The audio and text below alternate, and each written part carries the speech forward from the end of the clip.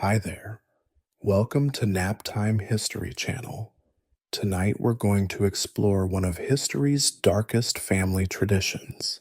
You're standing in a dimly lit workshop in medieval Nuremberg, watching a 7-year-old boy practice tying knots on a wooden dummy. His small fingers work methodically, following his father's patient instructions. While the smell of leather and iron fills your nostrils, the boy doesn't know it yet, but he's learning skills that will make him one of the most feared and paradoxically necessary members of society. You probably won't make it through this story without questioning everything you thought you knew about family businesses. So, before you get comfortable, take a moment to like the video and subscribe, but only if you genuinely enjoy what I do here. And hey, drop a comment letting me know where you're listening from and what time it is there. I love seeing how far these bedtime stories travel. Now, let's drift back in time. You're witnessing something that would make modern child protection services faint: the systematic training of executioner children in medieval Europe. Your young companion, let's call him Hans, begins his apprenticeship not with reading or arithmetic, but with anatomy lessons conducted on pigs and sheep. His father, the town's Scharfrichter, explains how muscles connect to bones, where arteries run closest to the skin, which nerves control which movements. This isn't medical education for healing, it's preparation for professionally inflicting pain and death. The workshop where Hans learns contains tools that would make a modern horror movie prop department jealous. You see miniature versions of full-sized instruments, crafted specifically for small hands to practice with. There's a child-sized executioner's sword, perfectly balanced but dulled, which Hans must swing 500 times each morning to build the precise muscle memory needed for a clean decapitation. His father watches every stroke, correcting the angle of his wrists, the placement of his feet, the follow-through that will one day separate heads from bodies in a single, merciful blow. You notice Hans's younger sister, Greta, sitting in the corner, carefully sharpening knives. Don't be fooled into thinking she's exempt from the family trade. Executioners' daughters learn different but equally crucial skills. She's memorizing which herbs numb pain and which enhance it, studying the preparation of the special ointments that executioners sold to supplement their income. These salves, made from the fat of executed criminals, were believed to cure everything from arthritis to infertility. Historians still argue whether these remedies contain any actual medicinal properties, or if their power lay entirely in the populace's superstitious beliefs about the executioner's mystical connection to death. The children's education extends beyond the technical.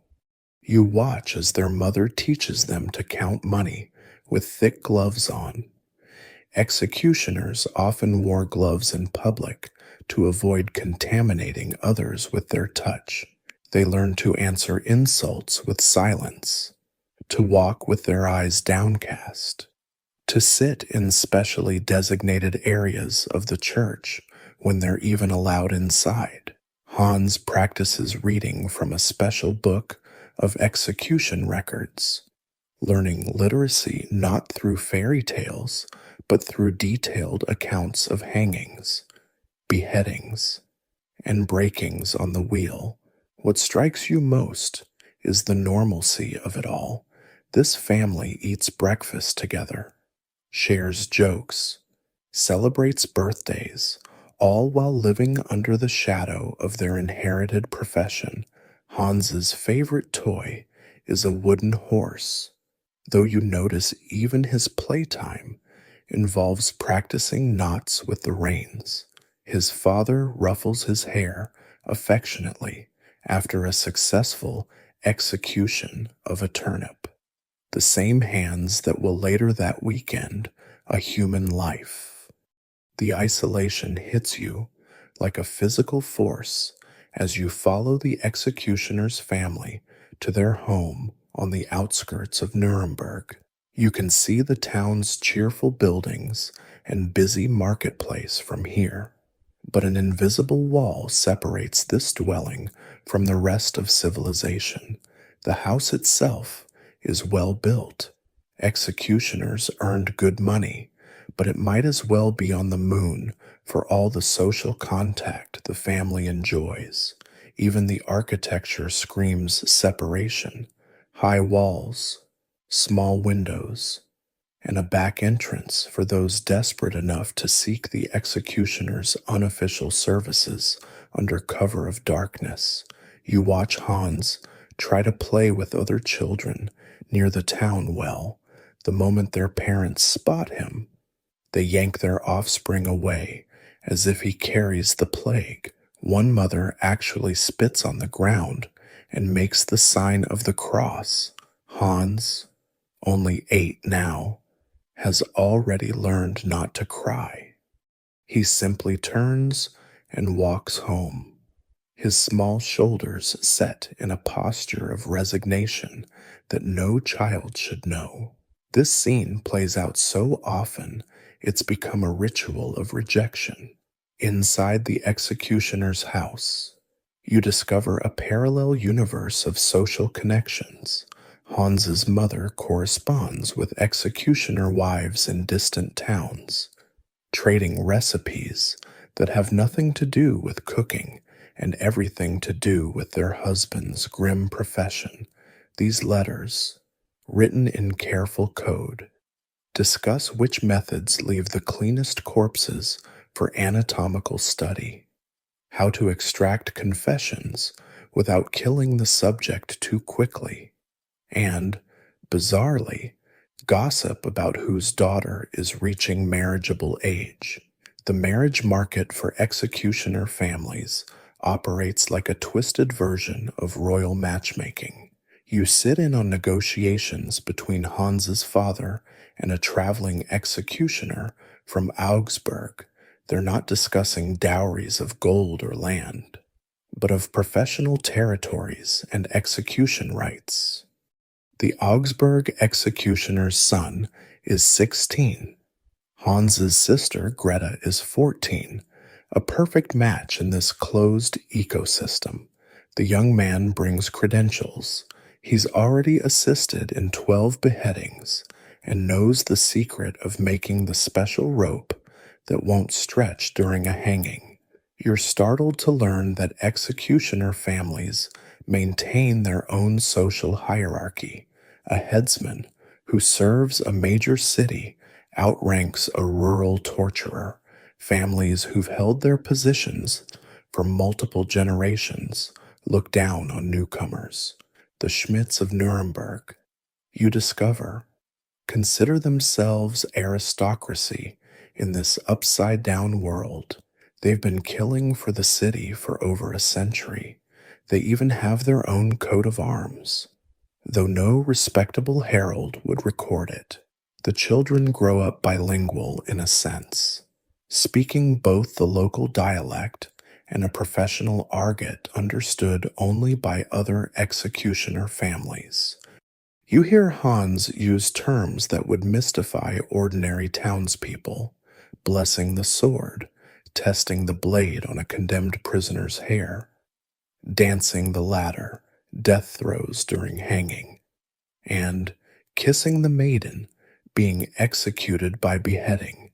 This secret language binds the scattered executioner clans together across vast distances.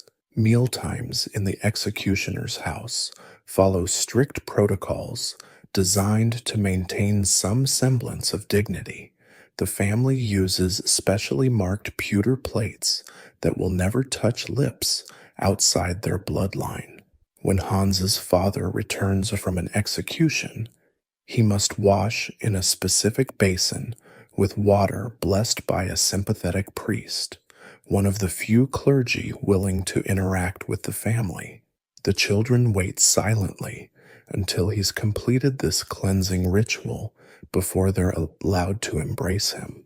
You notice something heartbreaking: the family's desperate attempts at normalcy. Greta embroiders samplers with Bible verses, though she knows no respectable household will ever display her handiwork. Hans's mother maintains a beautiful garden, growing roses that no neighbor will accept. They celebrate holidays with elaborate traditions, creating their own joy in isolation. The irony doesn't escape you. This family that deals in death clings to life and beauty with fierce determination. Historians still argue whether this enforced endogamy strengthened or weakened executioner bloodlines. Some claim the limited gene pool led to peculiarities: unusual height, distinctive features, even supposed supernatural abilities. Others insist the families were genetically no different from their neighbors, that any peculiarities were social constructs born of fear and superstition. What's undeniable is that isolation forged bonds of steel within these families. When the whole world rejects you, blood becomes everything. You find yourself in the imperial city of Vienna, 1650, standing before an imposing figure whose reputation stretches across the Holy Roman Empire like a dark shadow. Meet Franz Schmidt, not the famous Nuremberg executioner who wrote the diary, but his grandnephew who carries both the name and the profession like a crown of thorns. The Habsburg emperors prefer their justice delivered by experienced hands, and the Schmidt family has been providing those hands for 3 centuries. The family tree you're examining reads like a who's who of professional death dealers. You trace your finger across the parchment, noting how each generation produced at least one son who took up the sword, and daughters who married it to other executioner dynasties. It's a spider web of blood connections spanning from Prague to Munich, from Salzburg to Innsbruck. The Schmidts haven't just survived in this profession, they've built an empire of execution. You accompany Franz to the Habsburg court, where something peculiar happens. The nobles who would cross the street to avoid him in public now seek him out in private. They whisper requests for special powders made from the hands of hanged thieves, believed to make one invisible. Court ladies, their faces hidden behind masks, beg for love potions concocted from the blood of executed virgins. Franz accepts their gold with the same emotionless expression he wears on the scaffold, knowing these hypocrites will denounce him in daylight while clutching his remedies in darkness. The Schmidt family workshop resembles a macabre museum. You see execution swords passed down through generations, each blade named and storied. There's widow's comfort, used by Franz's great-grandfather for over 400 beheadings. Its steel still sharp enough to split a falling silk scarf. Beside it hangs Truth Seeker, a specially weighted implement for breaking bones during torture. These aren't just tools, they're heirlooms, each carrying the weight of family tradition and countless lives ended. You're surprised to discover the family maintains meticulous records dating back to 1473. Hans Schmidt the Elder started the tradition, recording not just names and crimes, but weather conditions, crowd reactions, and which prayers the condemned chose for their final words. These journals, written in a cramped but educated hand, reveal executioners who saw themselves as civil servants maintaining order, not monsters reveling in death. One entry particularly catches your eye. Executed Maria Kellner for infanticide. She went bravely. Her last words, "I forgive you, Master Schmidt. I shall remember her courage." The training regimen for Schmidt sons has evolved into something resembling a university education. Young Leopold Schmidt, Franz's son, studies Latin to read medical texts, mathematics to calculate drop distances for hangings, and even theology to provide spiritual comfort to the condemned. You watch him practice on cadavers provided by the medical college, a mutually beneficial arrangement where the executioners get training material and the physicians get anatomical specimens. It's grimly practical. This intersection of death and learning, the family's influence extends beyond mere execution. You discover that the Schmidts hold what amounts to a monopoly on justice-related services across Habsburg lands.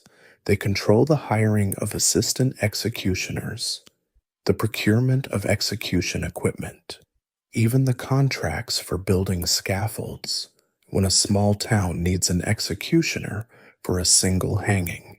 They must pay tribute to the Schmidt network or find their request mysteriously delayed. It's a protection racket built on society's need for someone to do its dirty work.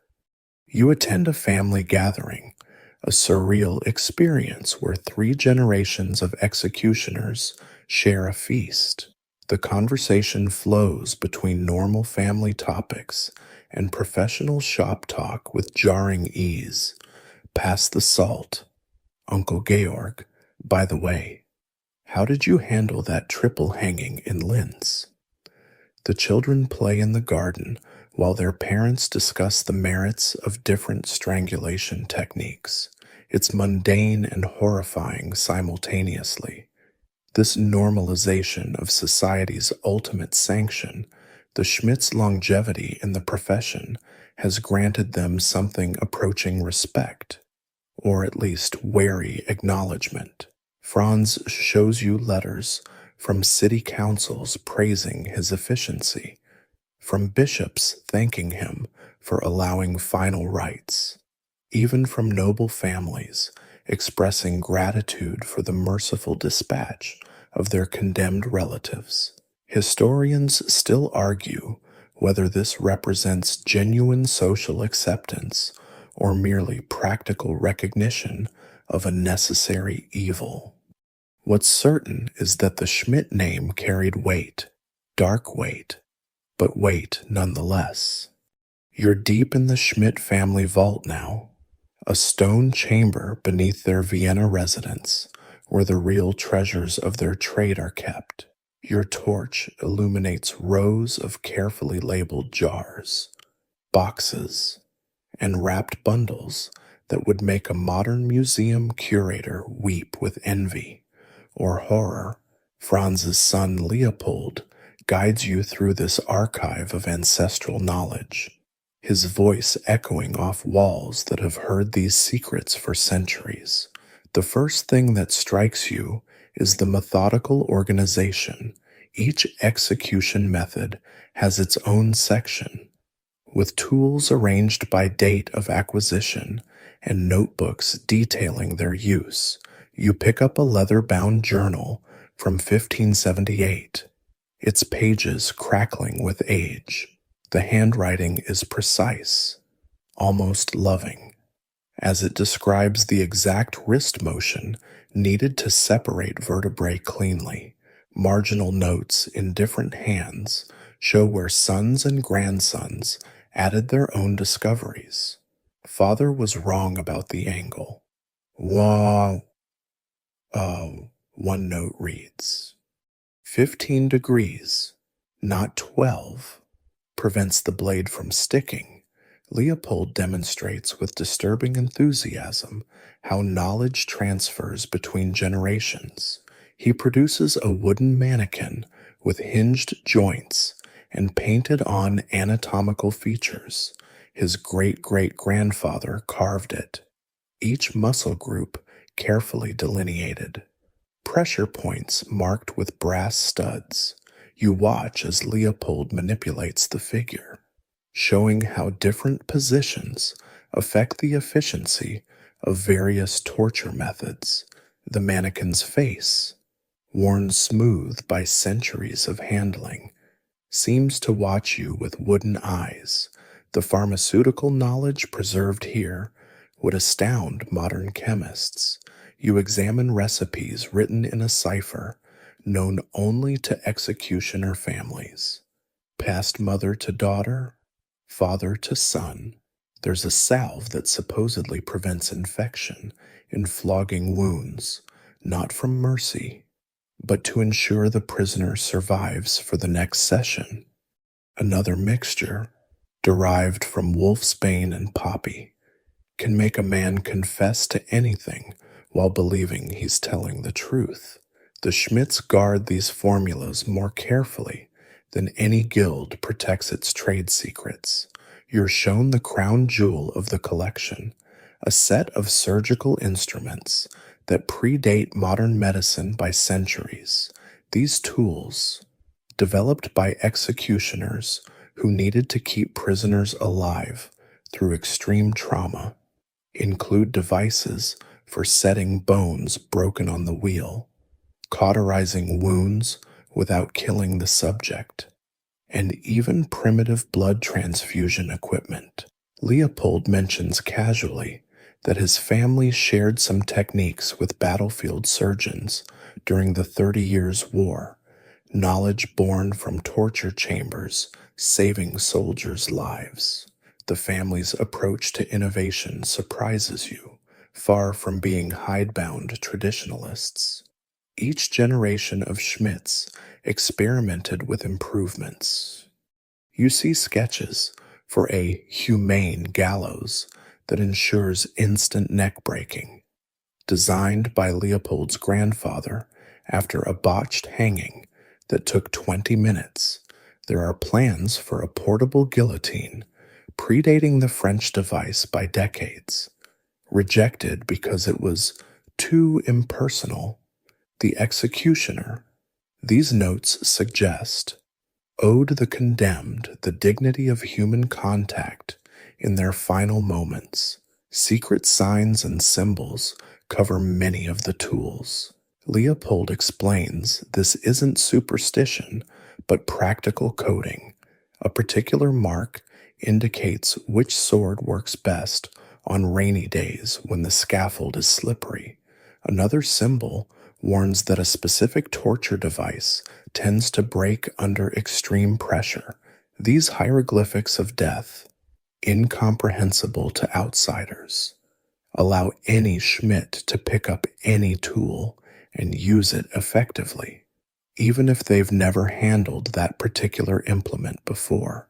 The preservation methods themselves reveal deep forethought. You notice that metal implements are stored with specific herbs that prevent rust, not the usual methods, but a combination discovered through trial and error over generations. Leather straps are treated with a mixture that keeps them supple for decades. Even the wooden handles are rubbed with oils that repel insects and prevent cracking. This isn't just maintenance. It's an act of reverence for the tools of their trade. Most disturbing is the section Leopold calls the Book of Failures. Here, each generation records what went wrong: the beheading that took 3 strokes, the hanging where the rope broke, the burning where rain doused the flames. These aren't sources of shame, but learning opportunities. Marginal notes analyze each failure with scientific detachment. Note for successors: always check rope weave after humid weather. Never trust Assistant Klaus with blade maintenance. And historians still argue whether this represents admirable professionalism or chilling disconnection from human suffering. You're attending the most bizarre wedding ceremony imaginable. In 1652 Augsburg, the bride, Margareta Schmidt, stands radiant in her blue dress. White would be presumptuous for an executioner's daughter. Her dowry chest sits prominently displayed, but instead of linens and silverware, you glimpse the gleam of polished steel and leather. The groom, Johann Reichardt from Munich, has traveled 3 days for this union that will merge two of the most powerful executioner dynasties in the German states. The negotiations leading to this moment read like a business merger with macabre overtones. You've seen the contract, written in formal legal language that discusses territories of practice and succession rights to the scaffold. Margareta brings to the marriage not just her family name, but the right to execute in 3 Habsburg territories. Johann counters with his family's monopoly on wheel breaking across Bavaria. Their children will inherit an empire of state-sanctioned death that stretches from the Alps to the Danube. The dowry chest reveals its contents. During the ceremonial inspection, you count 2 executioner's swords, one passed down from Margareta's great-grandmother. Yes, women sometimes performed executions when their husbands were ill or absent. There's a complete set of torture implements, lovingly maintained, each piece wrapped in oiled cloth. The pièce de résistance, a book of secret remedies worth more than a merchant's house. The guests, all from executioner families, nod approvingly at each item. This is wealth in their world. You notice the wedding gifts reflect this profession's peculiar values. The Nuremberg Schmidts present a silver inlaid strangling cord, beautiful in its craftsmanship, horrifying in its purpose. The Cologne executioner brings specially forged thumb screws that won't strip their threads under extreme pressure. From Prague comes a set of anatomical drawings, exquisitely detailed, showing exactly where to apply pressure for maximum pain without causing death. These aren't mere tools, they're heirlooms expressing hope for the couple's prosperous future. The feast afterwards provides surreal entertainment. You watch seasoned executioners compete in tests of skill, who can tie the most complex knot blindfolded, who can sharpen a blade to the finest edge, who knows the most verses to comfort the condemned. The highlight comes when old Wilhelm from Frankfurt demonstrates a beheading stroke on a pumpkin, his form so perfect that guests actually applaud. You're reminded of modern wedding games, except these celebrate expertise in ending life. The couple's new home, prepared by both families, showcases the strange domesticity of executioner life. The kitchen contains 2 sets of everything, one for family use, one for preparing the herbal concoctions that supplement their income. The cellar, you discover, doubles as a practice space and storage for professional equipment. Even the marriage bed, carved with intricate designs, incorporates hidden compartments for storing valuable implements. It's touching and disturbing how seamlessly the personal and professional intertwine. You're privy to Margareta's private thoughts through her diary, a wedding gift from her mother. She writes about her hopes for children who will carry on both family traditions. Her pride in bringing such valuable skills to the marriage, her genuine affection for Johann, despite their union being primarily strategic. One entry catches your eye. Mother says I'm fortunate. Johann is gentle with me, though his hands have broken many upon the wheel. Perhaps those who deal death professionally value life more tenderly. The marriage contract includes provisions that would baffle modern lawyers. If Johann dies before producing an heir, Margareta retains execution rights and can remarry only within approved executioner families. Any son must be trained in the profession. Daughters can only marry executioners or forfeit their inheritance. There's even a clause about what happens to the torture implements. If the family line ends, they revert to the Guild of Executioners rather than being destroyed or sold to museums. Historians still argue whether these arranged marriages produced genuine affection or merely professional partnerships. The evidence you see suggests both.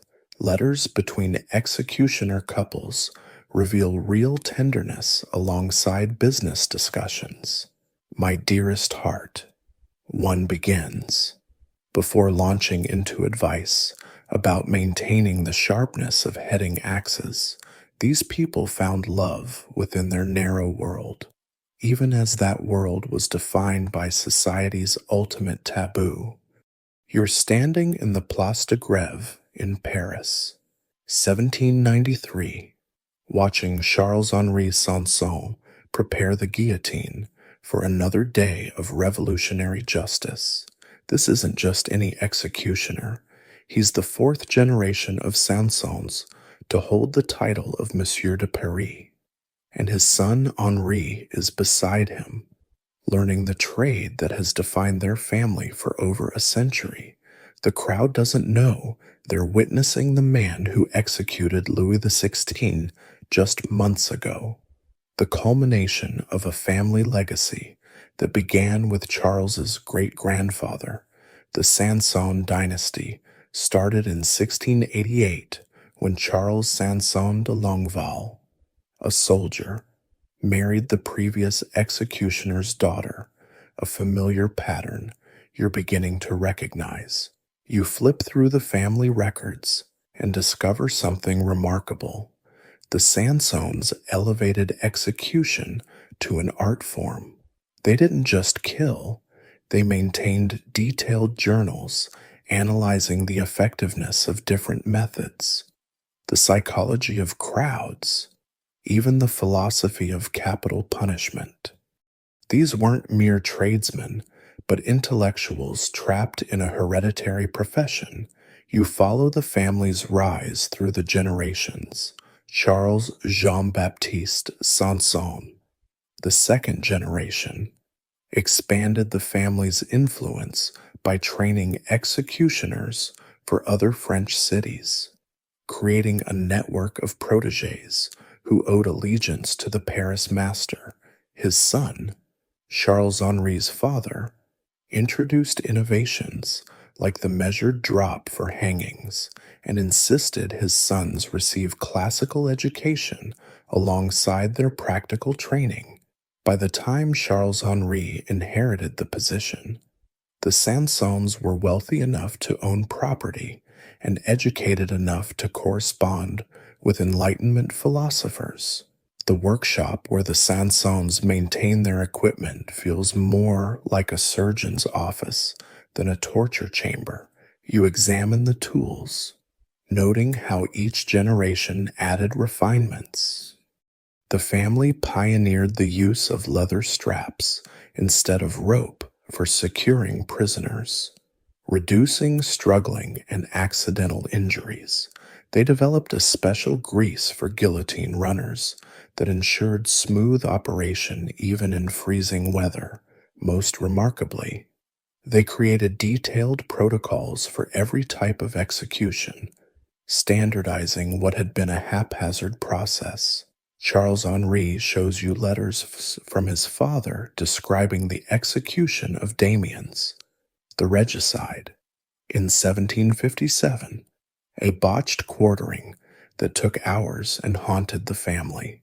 "We are not butchers," the elder Sanson wrote.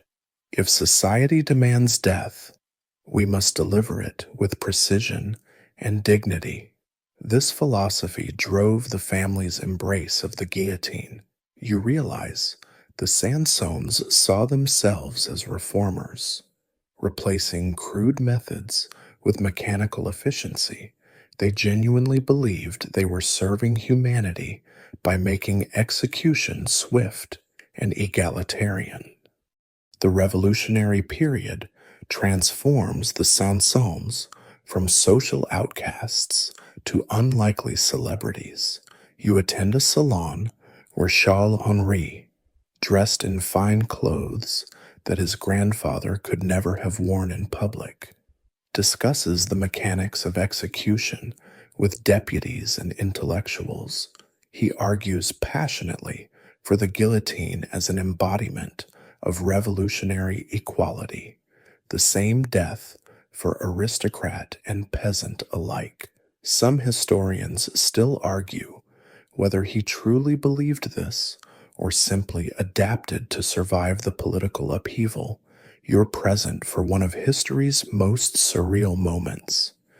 Charles Henri training his son to execute their former king. The emotional weight is crushing. The Sansons had performed private executions for the royal family, receiving generous payments and even occasional kind words from nobles who needed their services. Now they must kill the man who once embodied France itself. Charles Henri's hands, steady through thousands of executions, tremble as he explains to Henri how to handle the crowd's emotions during regicide. The family's meticulous records reveal the toll of their revolutionary service. In just 1 year, they execute over 3,000 people. Henri develops what modern psychology would recognize as severe PTSD, writing in his journal about nightmares where the faces of the condemned merge into one endless scream, yet they continue, bound by duty and the knowledge that refusing means their own deaths. The Sansons embody the revolution's contradictions, instruments of terror who long for the day their services become unnecessary. 6 generations of Sansons would serve as executioners of Paris, ending only in 1847 when Henri Clément Sanson fell into debt and tried to pawn the guillotine. The authorities' horror at this breach of protocol led to the family's removal from office. You can't help but notice the irony. A dynasty that began with marriage into the profession ended with the ultimate professional disgrace. You're examining a fascinating document in the Cologne City Archives, a privilege charter from 1471 granting the executioner's family exclusive rights to remove dead animals from city streets, sell confiscated goods from criminals, and, most lucratively, operate the public bathhouse. These weren't random perks, but carefully calculated compensations for a family forced to live as perpetual outcasts. The irony doesn't escape you. The same hands forbidden from touching respectable citizens could provide them with intimate services like bathing and medical treatments. The legal status of executioner families occupies a bizarre middle ground between citizen and pariah. You discover they possessed Ehrlichkeit, honor, in legal terms, but lacked it socially, a contradiction that shaped every aspect of their existence. They could own property, make contracts, and testify in court about professional matters. yet couldn't serve as witnesses in other cases. Their money was good everywhere, but their presence was welcome almost nowhere. It's like being simultaneously visible and invisible, essential yet untouchable. You follow Hans Schmidt, now grown and practicing in Augsburg, as he navigates these peculiar privileges. At the city gates, guards wave him through without paying tolls, one of his hereditary rights. But watch their faces. The same men who grant him free passage would riot if he tried to drink from the public fountain. He carries a special passport that allows travel between territories, a document that identifies him as both protected and polluted. Bearer is Executioner of Augsburg. It reads, grant passage, but maintain proper distance. The curses attached to executioner families fascinate you with their specificity. You can't enter most churches through the main door. There's often a small executioner's entrance on the side. If you touch someone's market goods, they're considered contaminated and must be discarded. Your children can't apprentice in honorable trades, even if they show aptitude. Yet paradoxically, people seek you out for healing. The executioner's touch supposedly cures skin diseases, stops bleeding, and even breaks curses, but only if delivered properly, with the left hand. During specific moon phases, you witness Hans perform one of these healing rituals. A merchant's wife, face hidden beneath heavy veils, brings her son who suffers from persistent warts. Hans touches each growth with his left thumb while muttering words passed down through generations. He accepts no payment. Healing must be given freely, or the curse transfers to the healer. The woman leaves herbs and eggs by his back gate later, maintaining the fiction that no transaction occurred. Historians still argue whether executioners possessed actual healing knowledge, or if the placebo effect of touching someone so closely connected to death provided the cure. The bathhouse Hans operates reveals another layer of these complex privileges. Here, behind closed doors, social barriers temporarily dissolve. You watch respected burghers submit to his ministrations, allowing the executioner's hands to cup them for bleeding, set their bones, pull their teeth. The same councilman who crossed himself when passing Hans on the street now lies naked on his table, trusting those polluted hands with his health. The bathhouse serves as a liminal space where normal social rules bend without quite breaking. Legal documents from the period show executioner families wielding surprising influence through their monopolies. When the Augsburg City Council tried to hire a second executioner to handle increasing caseloads, Hans's family successfully sued, citing privileges granted in 1398. They controlled not just executions, but all dishonest work, removing suicides from consecrated ground, disposing of diseased animals, cleaning cesspits. This monopoly on pollution made them indispensable and, consequently, powerful in their narrow sphere. You discover the strangest privilege of all, the right to claim the clothes and possessions of the executed. Hans's storeroom contains a macabre collection of doublets, boots, and jewelry taken from condemned criminals. But here's the twist. He can't wear these items publicly or sell them openly. Instead, a complex network of middlemen launders these goods back into respectable society. That fine wool cloak the mayor's wife wears? It might have warmed a highwayman's shoulders last month. Everyone knows, but no one acknowledges this circulation of tainted goods through the executioner's hands. The marriage privileges prove most revealing. Executioner families can demand civic witnesses for their weddings, forcing respectable citizens to attend and validate unions they find repugnant. It's a small revenge for social isolation, making the elite acknowledge these marriages as legitimate while maintaining the fiction of separation. You attend such a wedding where the witnesses stand as far from the couple as the church allows, fulfilling legal obligations while expressing social disgust.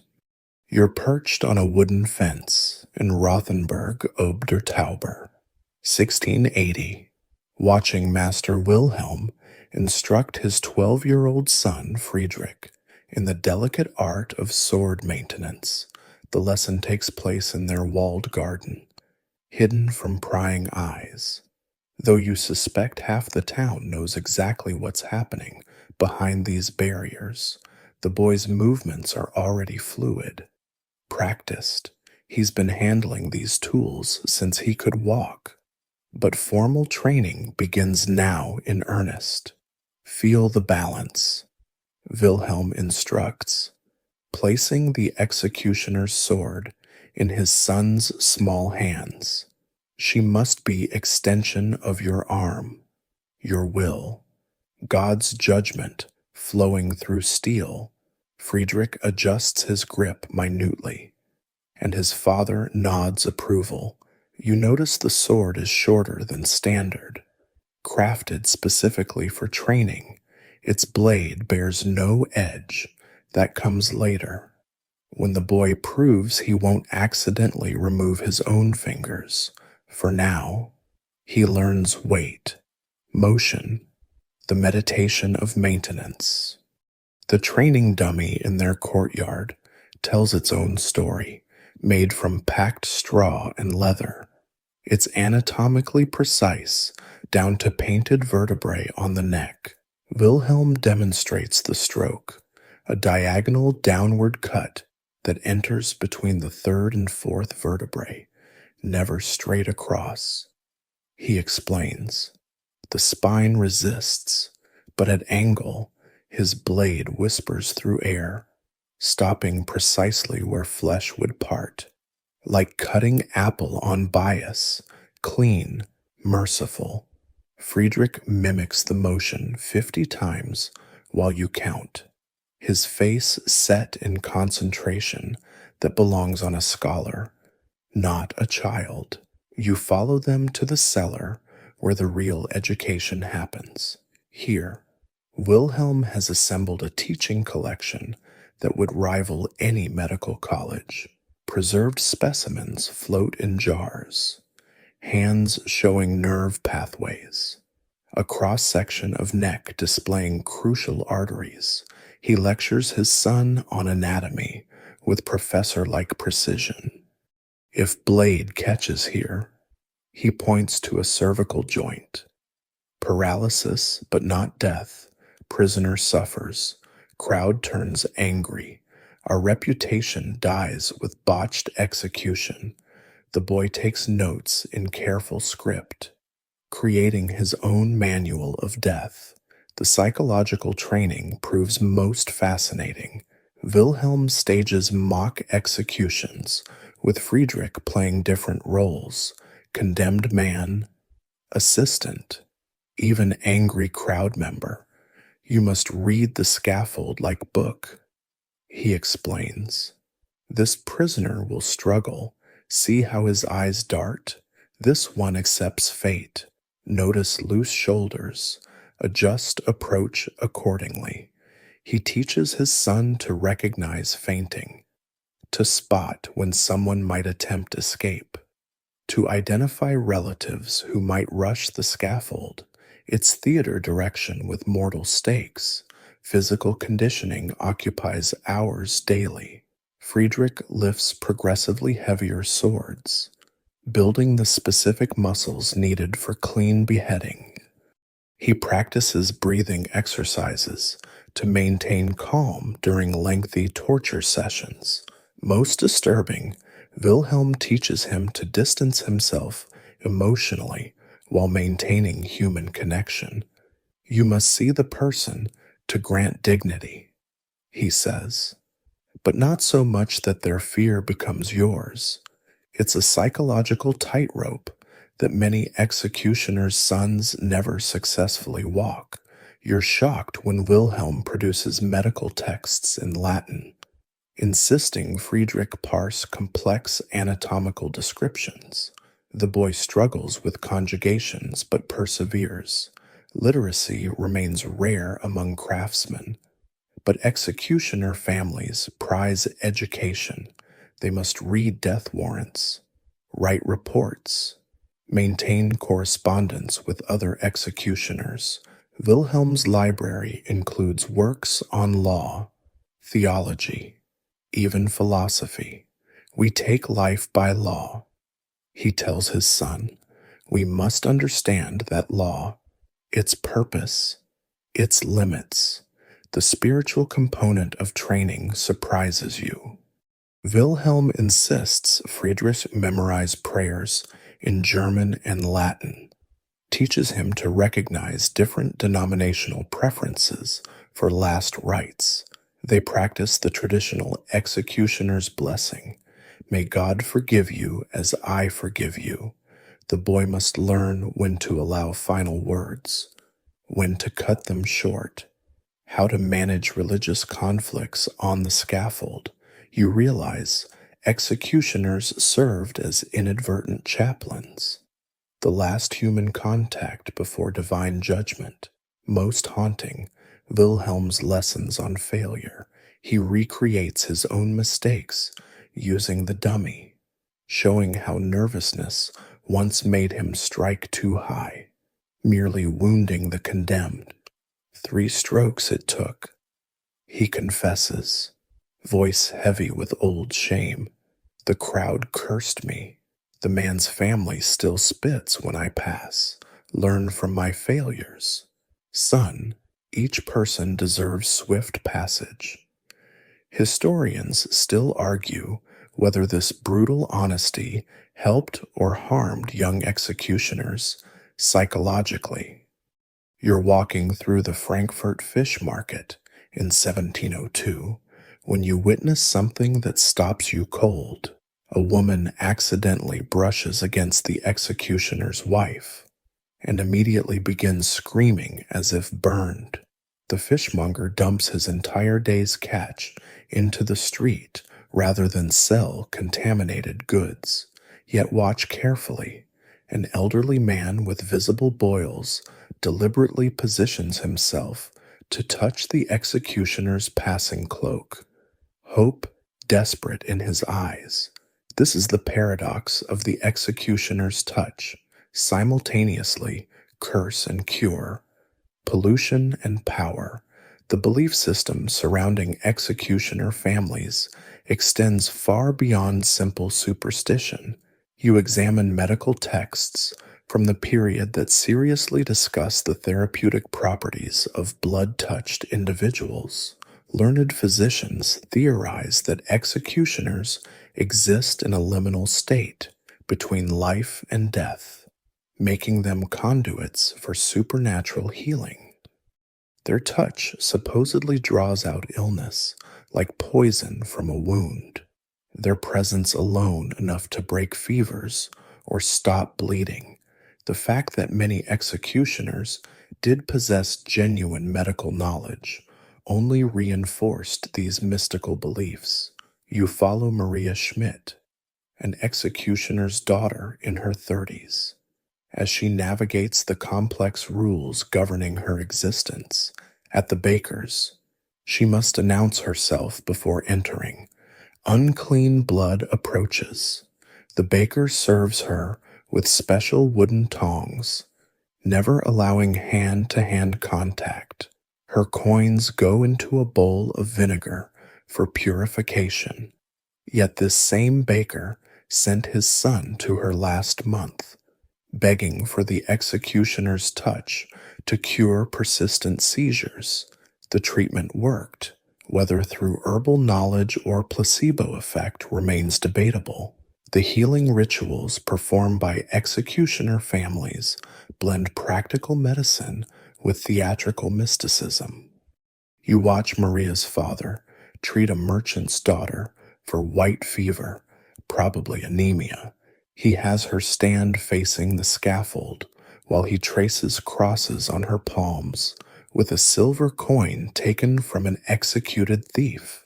But notice, he also prescribes iron-rich foods and specific herbs. The ritual provides psychological comfort while real medicine does its work. This dual approach, you realize, made executioners surprisingly effective healers for their time. Churches handle executioner families with bewildering inconsistency. You attend Mass where the Schmitzes must enter last and leave first. Sitting in a segregated section near the door, they receive communion after everyone else, from a special chalice that will be scrubbed with salt afterwards. Yet when the plague strikes, these same priests beg executioners to help tend the sick, believing their death-touched status provides immunity. One bishop even secretly requests an executioner's blessing before a dangerous journey. Though he'd deny it publicly, the economic implications of these beliefs create weird market dynamics. Items touched by executioners become simultaneously worthless and valuable. That contaminated fish, thrown away, but a rope used in hanging, worth its weight in silver to those seeking cures for throat ailments. Executioners' families maintain careful inventories of which superstitions to exploit and which to avoid. They sell hand of glory candles, supposedly made from executed criminals' fat, while vigorously denying they possess actual preserved hands. Though you spot several in their workshop, you discover regional variations in these beliefs that would fascinate any anthropologist. In Catholic areas, executioners can cure by invoking saints, while Protestant regions require biblical verses. The full moon enhances their healing power in Bavaria, but weakens it in Saxony. Some towns believe executioners' daughters lose their power upon marriage. Others insist it intensifies. These contradictions don't bother believers. Magic operates by its own logic, and executioner magic most of all. The personal toll on executioner families becomes clear through private documents. Maria writes to her cousin about the exhaustion of performing constant healing rituals, the psychological weight of being simultaneously sought and shunned. They hate us until they need us, she notes bitterly. Then we become holy until their crisis passes. Her father's journal reveals a man who genuinely believes in his healing abilities while recognizing their social construction. Perhaps faith itself is the cure, he muses, and we merely the vessel for that faith. Historians still argue whether executioners cynically exploited superstition or genuinely believed in their supernatural roles. The evidence suggests both. You see families who carefully cultivate their mystique while maintaining rigorous medical knowledge. They understood that their survival depended on being useful beyond the scaffold in a world where medicine and magic intertwined. Executioners occupied the perfect position to offer both, contaminated healers for a society that needed to believe someone could touch death and live. You're sitting in a dimly lit tavern in Heidelberg, 1723, listening to Johann Reichardt tell his story, not the famous 20th century executioner, but his ancestor who shares the name and the burden. At 25, Johann represents the first Reichardt in 4 generations to attempt escape from the family trade. His hands shake as he describes the night he fled his father's house, carrying nothing but stolen coins and a desperate hope for a different life. The story doesn't end well. You already know he'll return to the scaffold within 2 years, but the attempt itself illuminates the terrible bonds that held executioner families captive. The economics of escape prove nearly impossible. Johann tried to apprentice as a blacksmith in a distant city where nobody knew his name. For 3 months, he succeeded, his natural strength and knowledge of metals serving him well. Then a traveling merchant recognized his distinctive height and facial features. Executioner families often developed recognizable physical traits through generations of intermarriage. Word spread like plague. His master dismissed him that very day, and every other craftsman in town followed suit. Your hammer has touched death, the blacksmith told him. It will curse every horseshoe you forge. You examine letters between escaped executioner sons and their families, documents that reveal the underground network these dynasties maintained. Parents would send coded warnings about where their children had been recognized, which cities might offer temporary sanctuary.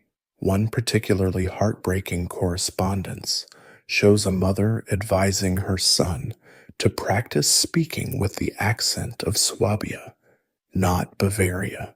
Your voice betrays your birth.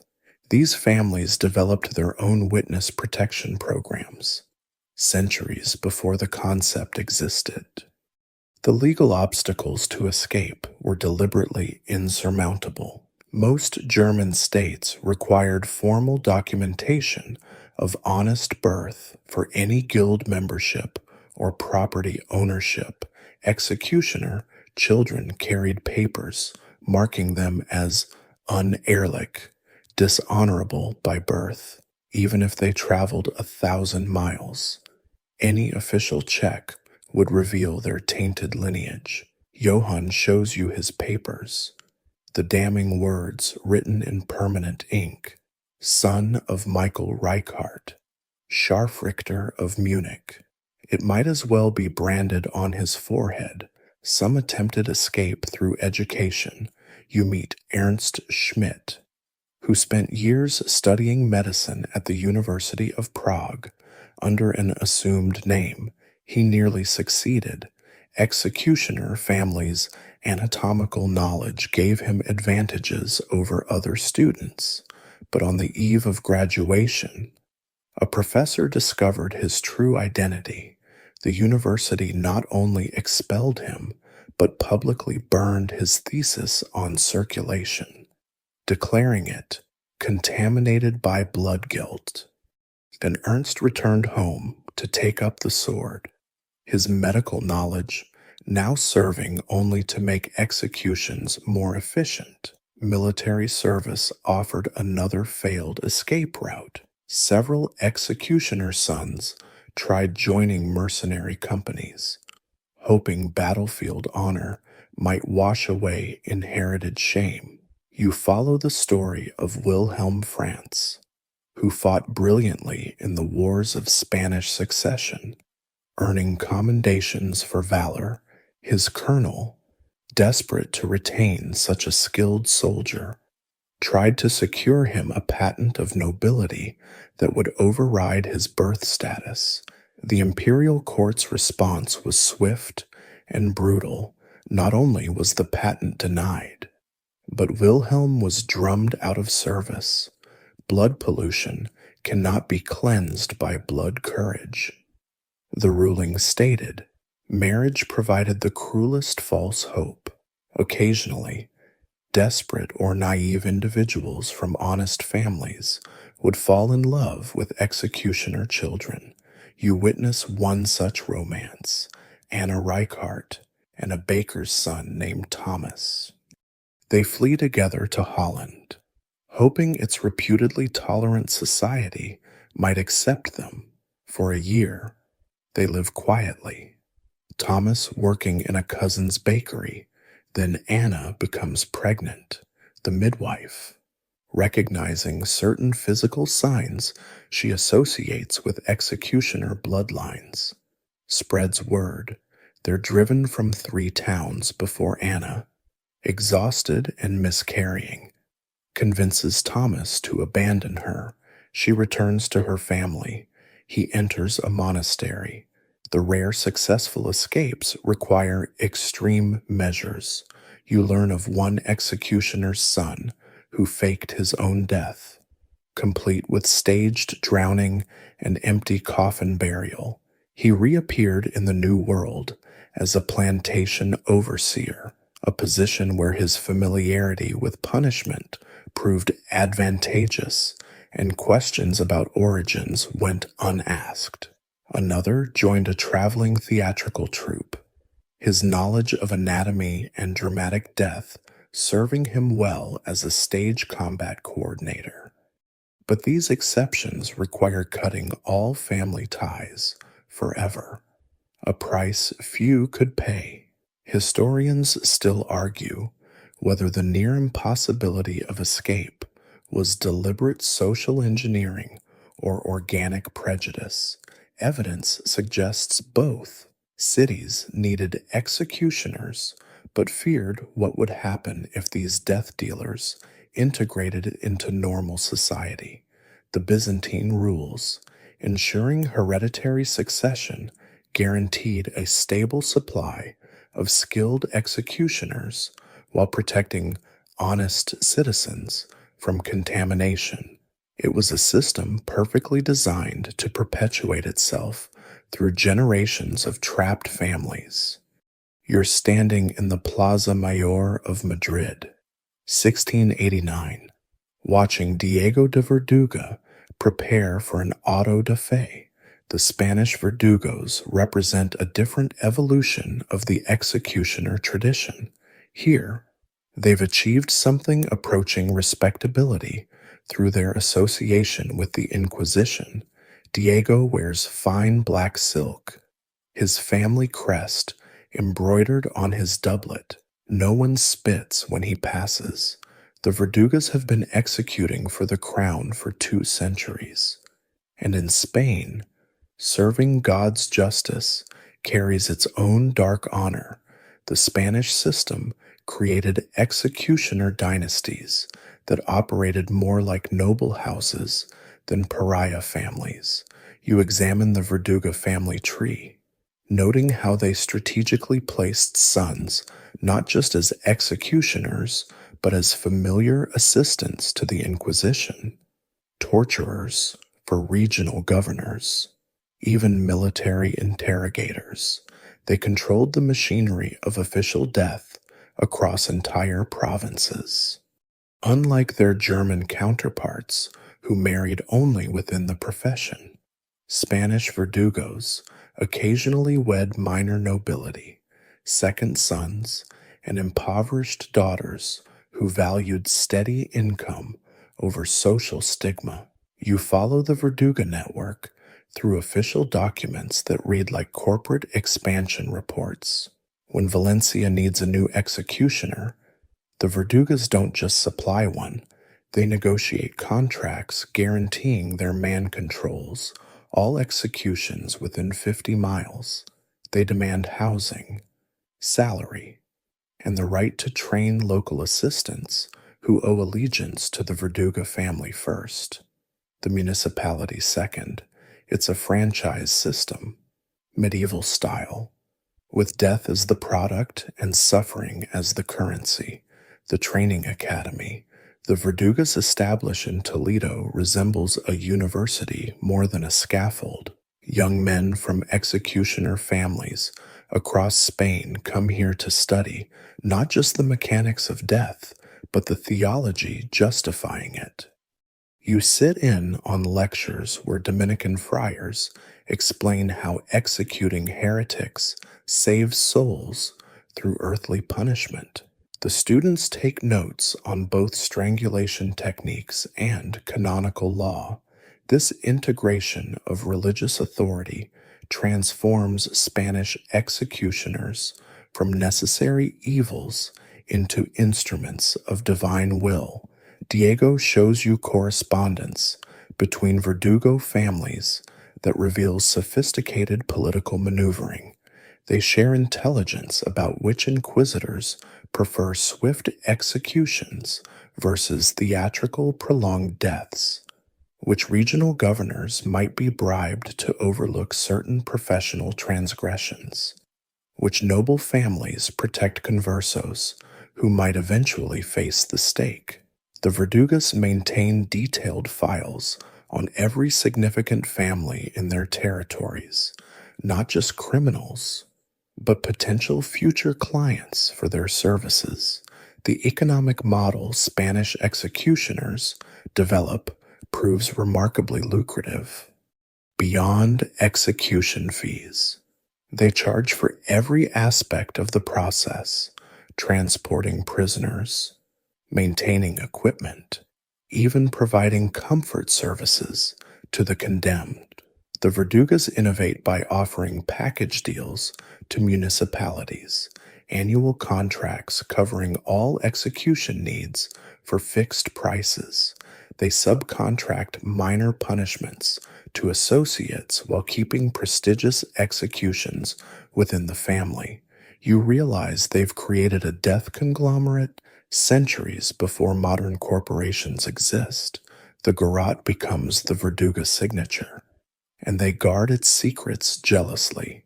You watch Diego train his nephew on a practice device, teaching him to read the condemned person's neck muscles, to adjust the iron collar for different body types, to apply pressure that kills quickly rather than slowly strangles.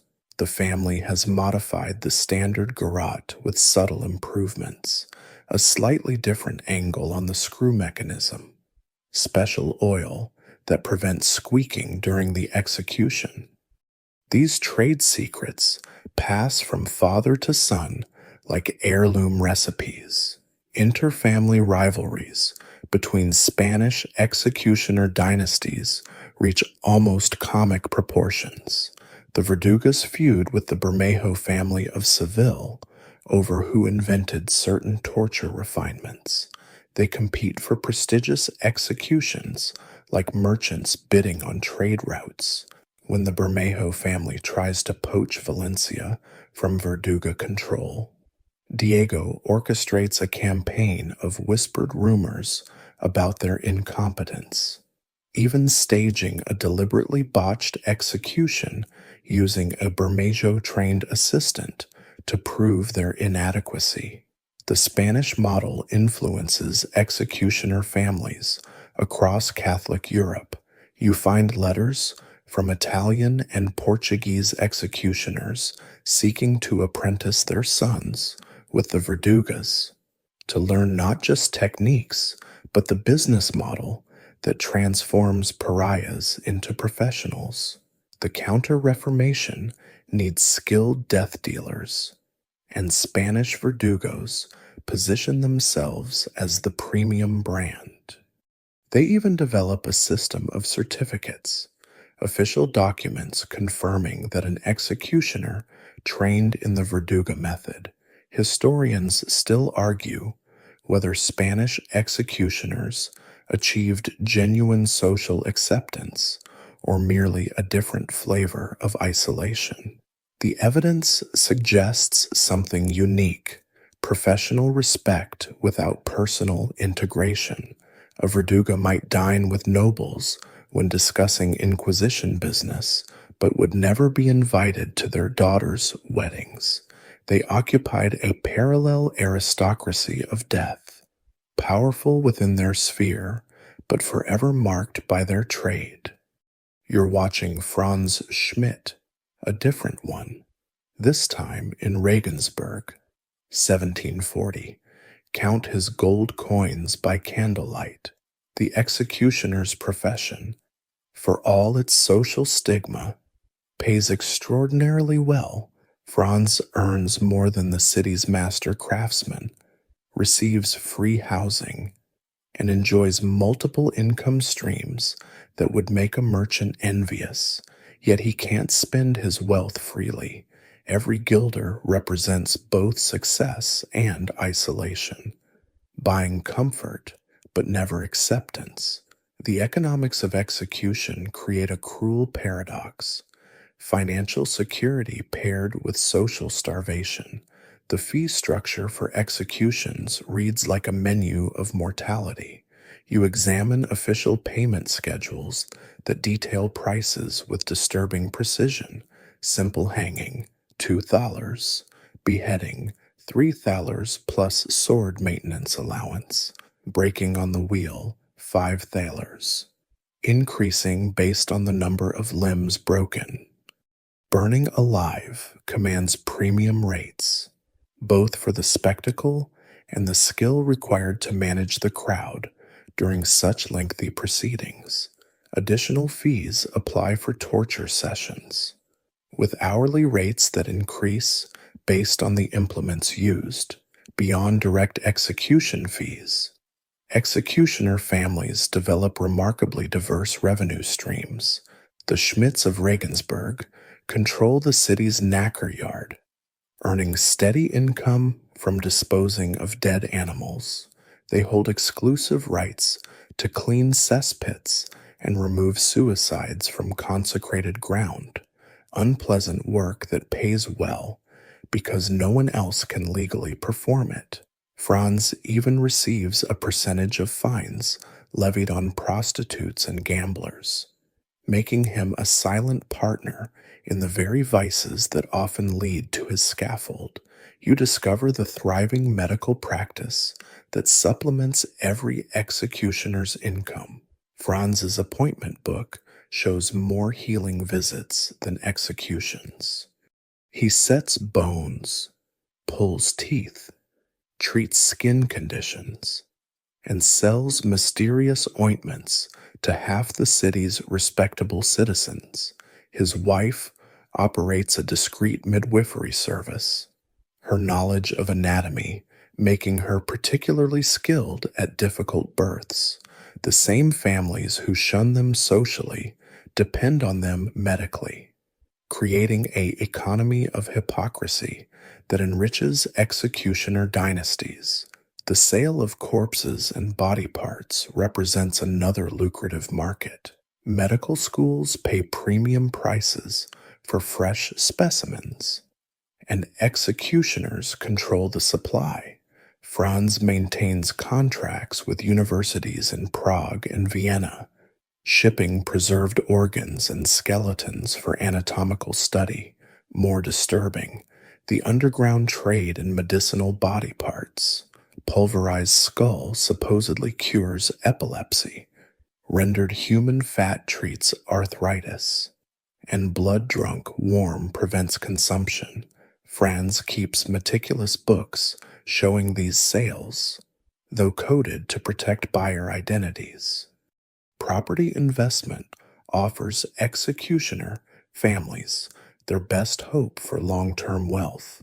You trace how the Regensburg Schmidts gradually acquire buildings throughout the city, always through intermediaries, to circumvent laws against dishonest property ownership. They become shadow landlords, their tenants never knowing their rent ultimately flows to the executioner's coffers.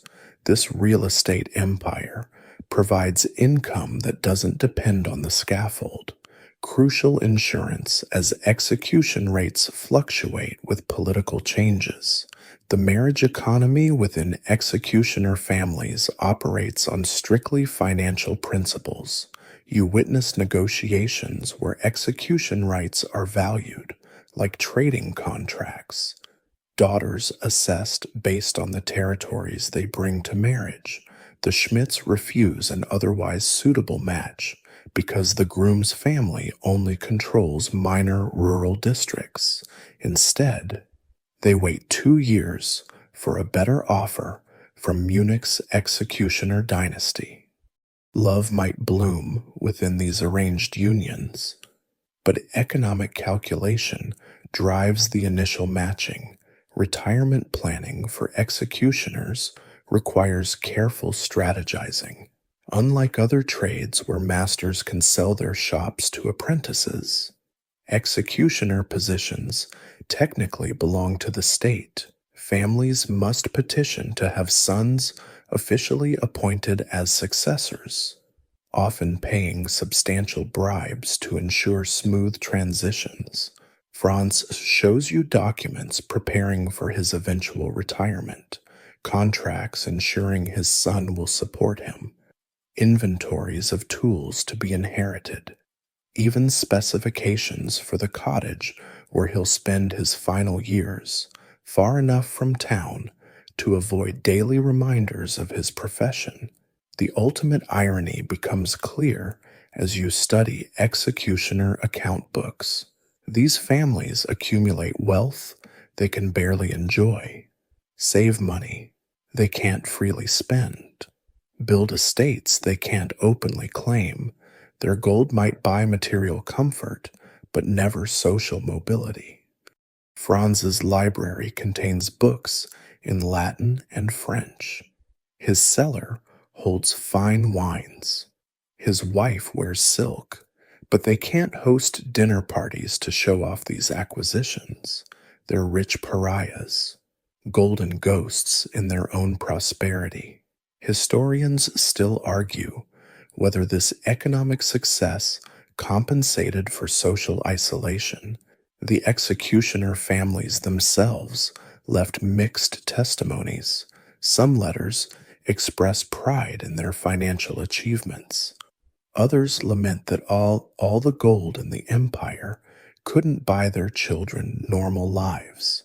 What's undeniable is that economic necessity trapped these families as surely as iron chains, making their terrible inheritance the only reliable path to prosperity. You're standing in the Frankfurt executioner's house in 1789, watching old Wilhelm Hoffmann train what might be the last generation to inherit this grim throne. Outside, the world convulses with revolutionary ideas about equality and justice. Inside, Wilhelm's grandson Karl practices sword strokes on a turnip, unaware that the profession he's training for will largely vanish within his lifetime. The industrial age approaches with mechanical solutions to society's oldest problem, and hereditary executioner dynasties sense their approaching obsolescence. The signs of change appear gradually. You notice fewer execution orders arriving at the Hoffmann household. Enlightenment philosophers have been questioning capital punishment for decades, and their ideas finally influence policy. Progressive princes experiment with life imprisonment instead of death sentences. When executions do occur, authorities increasingly prefer quick, mechanical methods over the theatrical displays that gave executioner families their relevance.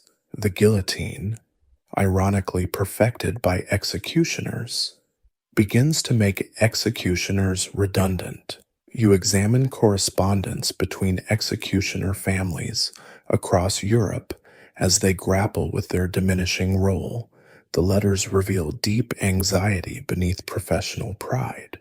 "My son shows aptitude for the sword," writes one Bavarian executioner, "but I wonder if I should teach him accounting instead."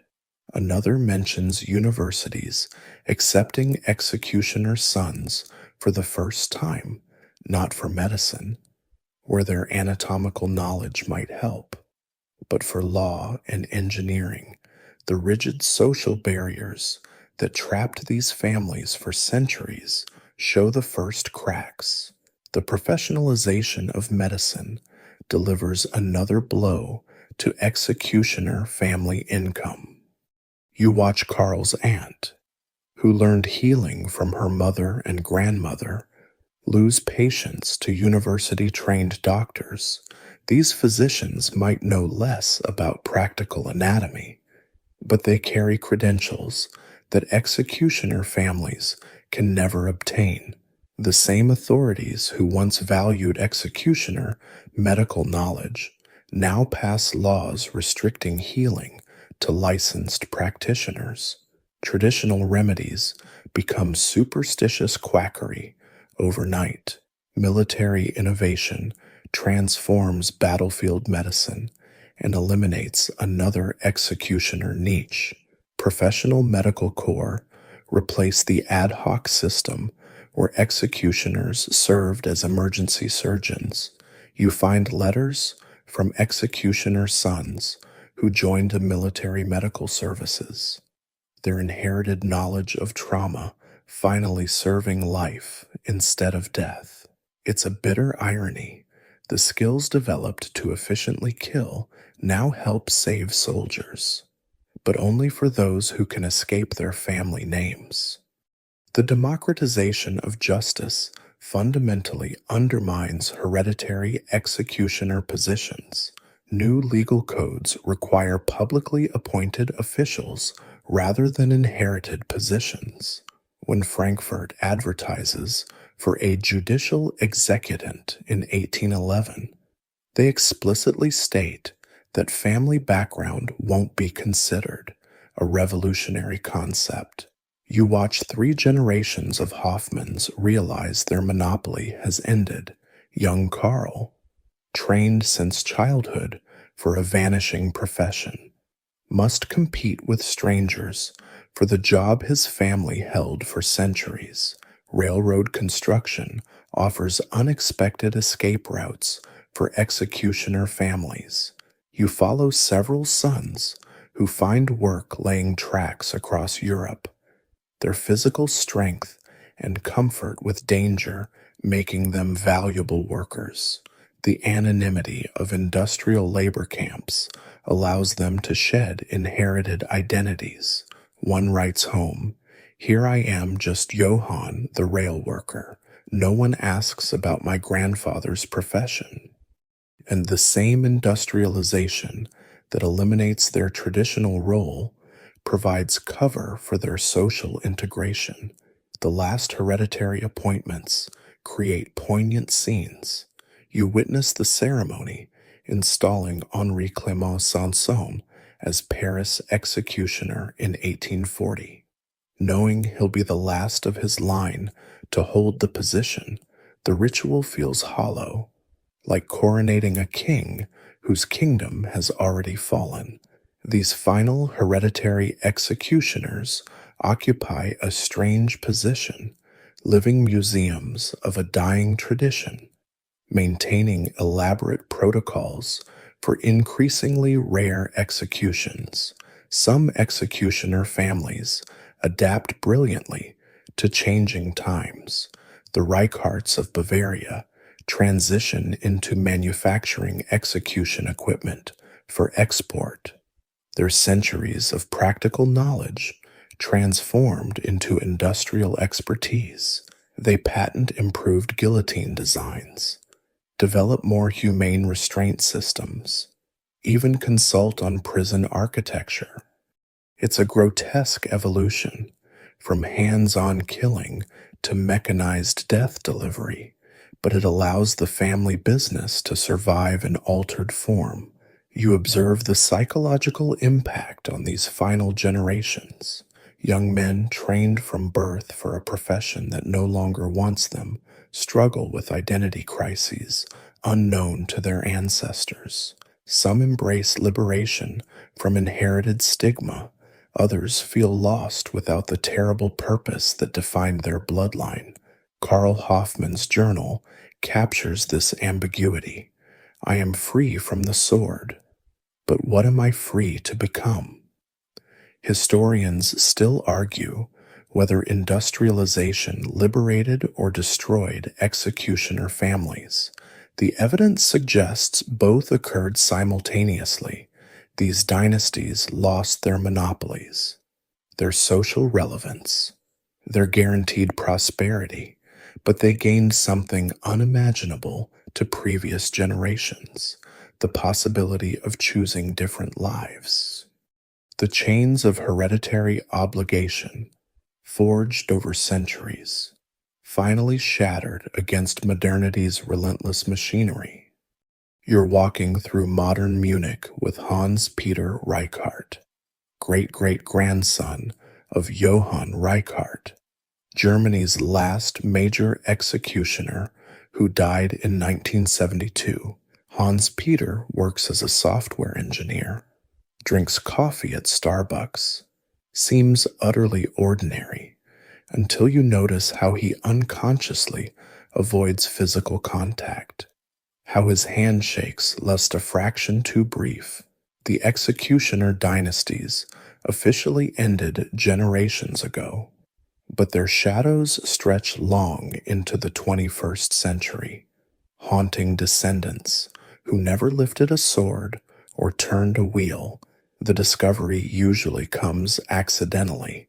You meet Maria Schmidt Morrison in Toronto, where she's lived since 1987.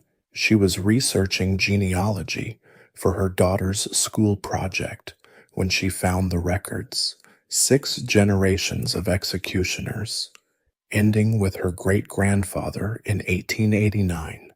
I stared at the screen for hours. She tells you. Suddenly, every family quirk made sense. Why my grandmother never talked about her childhood. Why we had no heirlooms. Why my mother changed our name when she married. The weight of centuries crashed down through a simple ancestry website. Documentation creates its own form of modern haunting. You examine digitized records that executioner descendants simultaneously seek and fear. Archive databases contain detailed accounts their ancestors wrote, professional diaries describing thousands of deaths in clinical detail. These documents, once hidden in family vaults, now appear in Google searches. A descendant in Amsterdam discovered her ancestor's execution journal has been published as an historical curiosity, complete with scholarly commentary treating her family trauma as academic exercise. The psychological impact varies dramatically among descendants. Some embrace their heritage with defensive pride, joining online forums where they share family stories and debate historical interpretations.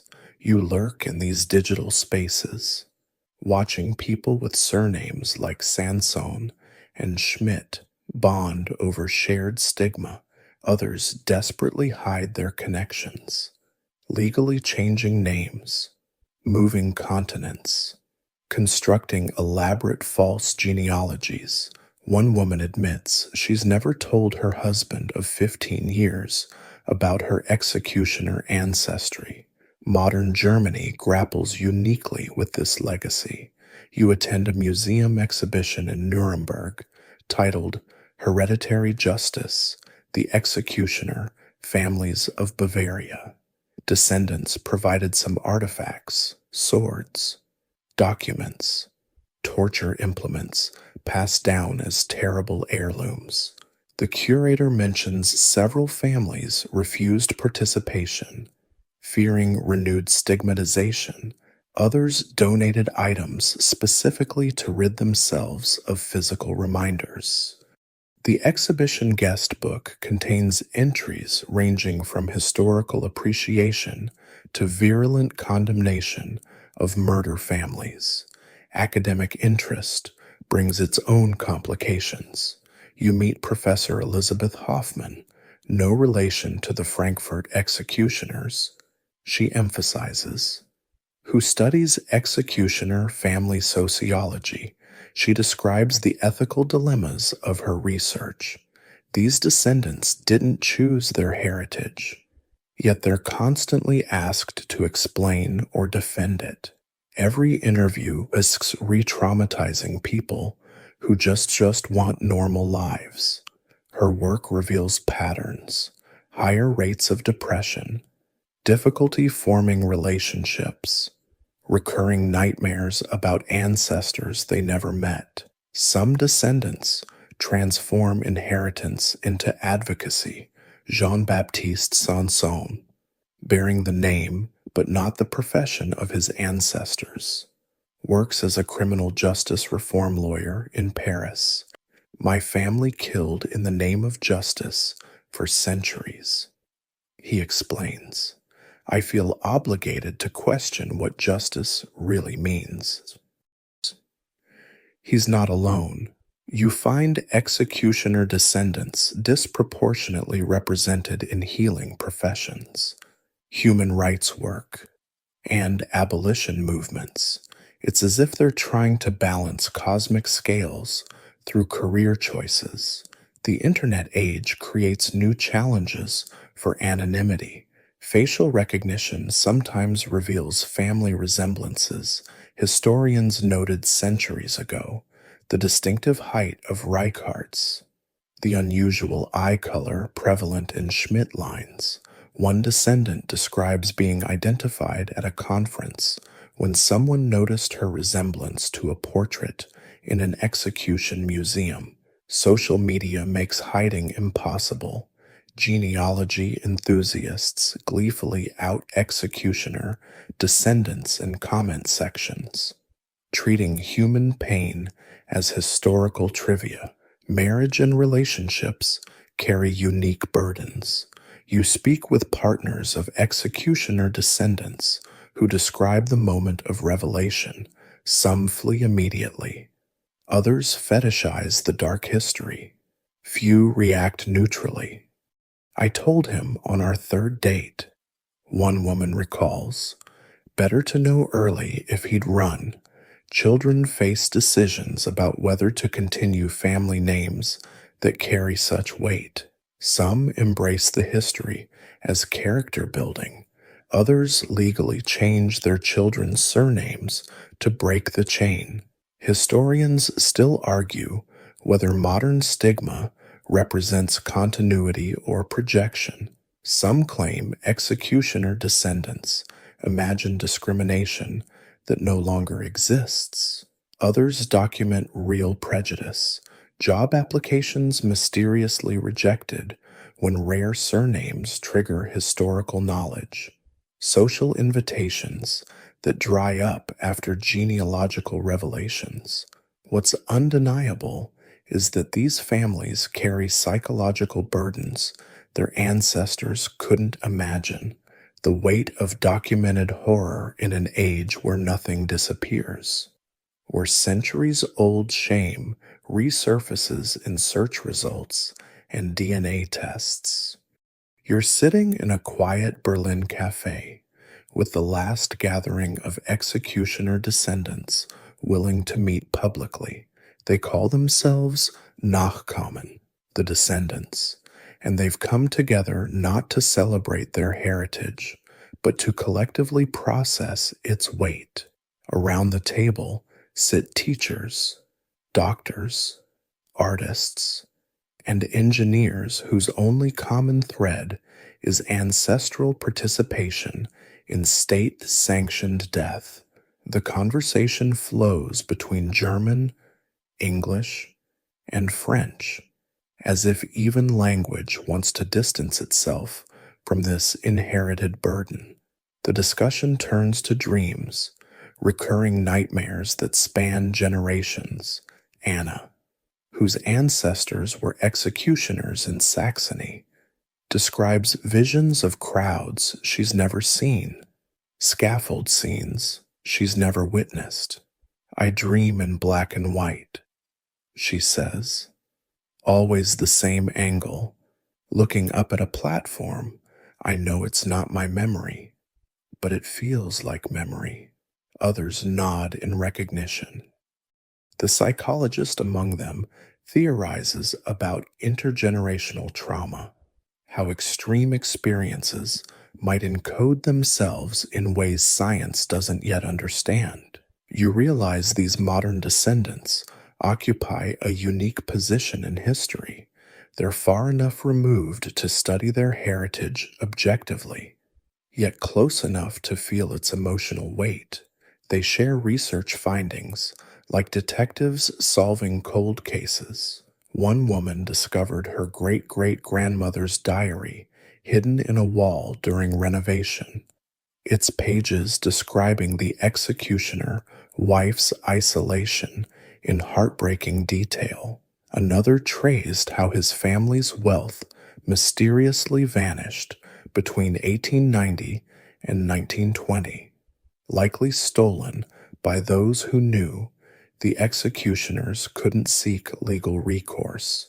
The conversation shifts to an unexpected topic: gratitude. As strange as it sounds, Marcus explains, his Reichardt lineage evident in his distinctive features. I'm grateful for what my ancestors endured. Not what they did, but how they survived impossible circumstances. He argues that executioner families developed resilience, education values, and tight bonds that benefit descendants today. It's a controversial position even at this table, where some prefer to see only tragedy in their bloodlines. They discuss the paradox of modern memory. These descendants know more about their executioner ancestors than those ancestors knew about their own predecessors. Digital archives, DNA analysis, and academic research provide intimate details previous generations couldn't access, yet this knowledge brings no redemption, only deeper understanding of inherited trauma.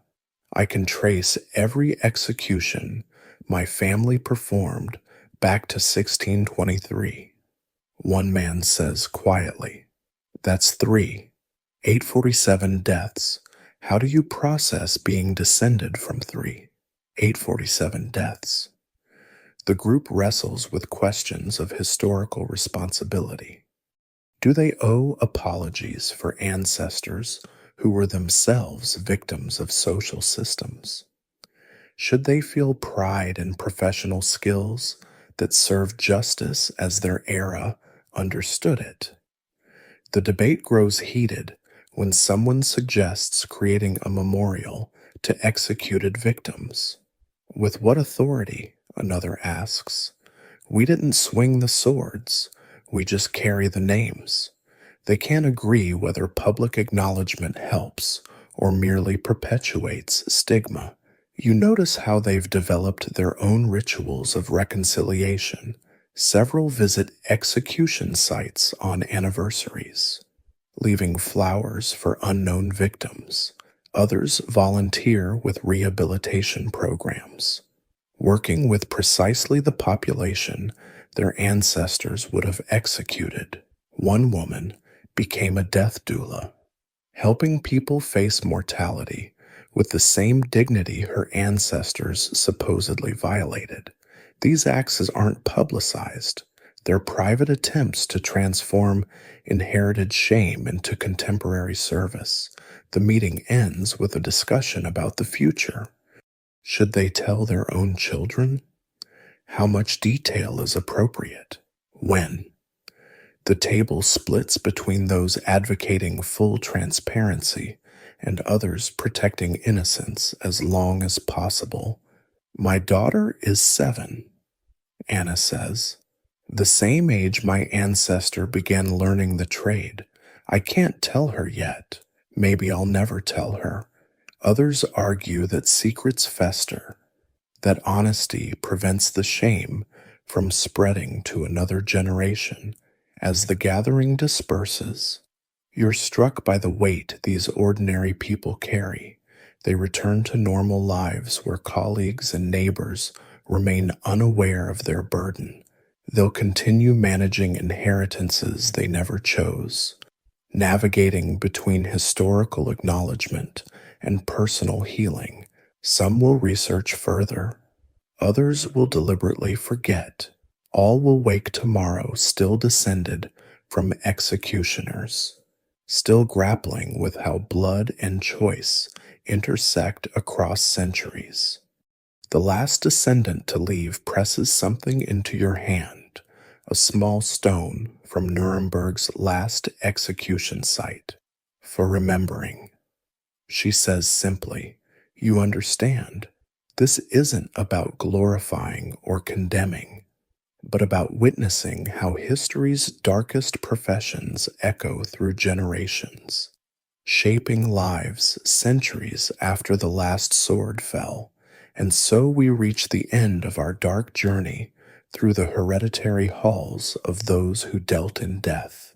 These families, bound by blood and blade, remind us that society's necessary evils never touch just those who perform them. They ripple through generations like stones cast in still water. You've walked with children trained in terrible arts, witnessed dynasties built on scaffolds, seen how isolation bred its own aristocracy of the damned. You've watched as industrialization shattered ancient chains, only to forge new ones from memory and documentation. These weren't monsters, but human beings trapped in an inherited role that society demanded yet despised. The executioner families show us uncomfortable truths about how civilizations maintain order by designating certain bloodlines to bear collective sin.